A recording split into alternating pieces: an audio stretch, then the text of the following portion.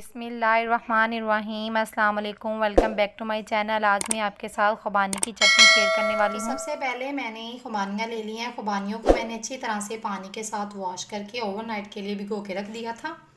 दूसरी तरफ मैंने इमली का पानी ले लिया है। इमली को भी मैंने थोड़ी सी इमली ली थी, इसके अंदर हाफ कप पानी डाल के इसको भी भिगो के रख दिया था। इसकी गुठलियाँ मैंने अलग कर दी हैं। ये इसका पानी है, इसका पल्प रह गया और ये खुबानियाँ। अब इसको हम डालेंगे एक कढ़ाई में या एक हम सास पैन में डालेंगे। अब मैंने एक कढ़ाई ले लिया है, चूल्हे की फ्लेम मैंने ऑन कर दी है। अब ये खुबानियाँ इसके अंदर डाल देंगे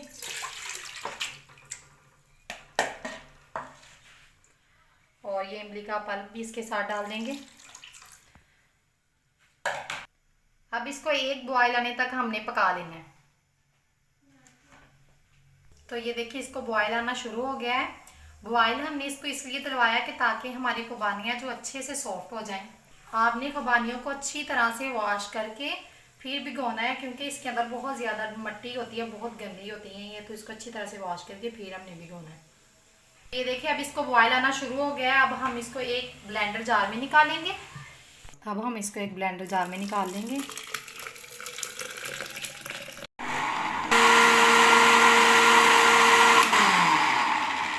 हमने खुबानियों को बॉयल किया था, उसी में हम इसको फिर डाल देंगे ब्लेंड करके।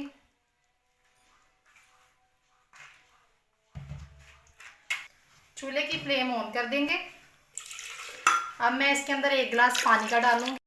1 टीस्पून इसके अंदर नमक ऐड कर दिया मैंने। 1 टीस्पून इसके अंदर रेड चिली पाउडर डाल देंगे।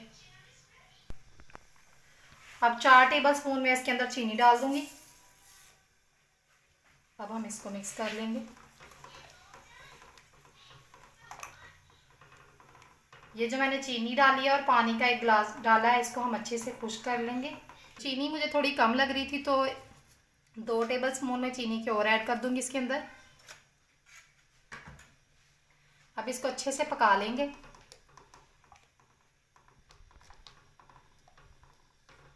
तो ये बहुत इजी तरीके से हमारी खुबानी की चटनी तैयार होती है। खट्टी मीठी चटनी बहुत आसान तरीके से हम आपके साथ शेयर कर रहे हैं। आपने भी ये लाजमी चटनी ट्राई करनी है। इसको हम चना चाट के साथ, दही बड़ों के साथ, हर किस्म की चाट के साथ इसको इस्तेमाल कर सकते हैं।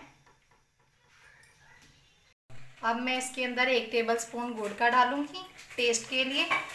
आप चीनी की जगह पे सारा गुड़ भी डाल सकते हैं। इसका टेस्ट इसके अंदर बहुत मज़े का आता है। ज़्यादातर इमली की चटनी में गुड़ ज़्यादा इस्तेमाल होता है, तो इसलिए मैंने इसके अंदर कम ही डाला है टेस्ट के लिए।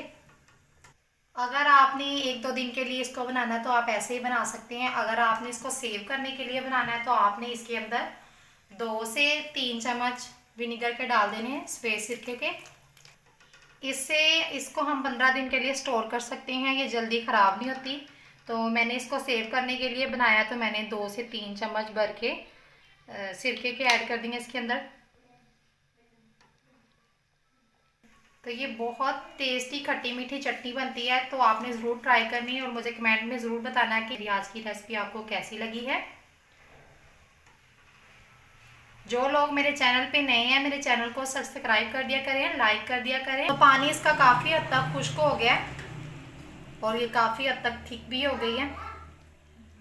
तो तकरीबन ये हमारी चटनी रेडी हो गई है। 2 से 3 मिनट के लिए हम इसको और पका लेंगे। इसको हमें थिक करना है।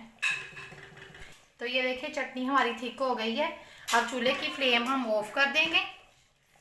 इतनी थिक ही काफ़ी है, क्योंकि हमने इसको ठंडा करना होता है, तो ठंडा करने के बाद भी ये काफ़ी थिक हो जाती है। तो चटनी हमारी रेडी है। अब इसकी हम स्टीम निकलने के लिए इसको रख देंगे, ठंडा होने के लिए रख देंगे। तो ये देखिए चटनी हमारी अच्छी तरह से ठंडी हो गई है और इसकी थिकनेस देखिए कितनी अच्छी है। अब मैं आपको स्टोर करने का तरीका बताती हूँ। हमने कोई भी जार ले लेना है खुश्क हो। ये देखिए मैंने डिब्बा ले लिया, ये अच्छी तरह से खुश्क है, इसके अंदर कोई पानी वगैरह नहीं है। अब इसके अंदर मैं इसको निकाल लूँगी। ज़बरदस्त हमारी चटनी रेडी है।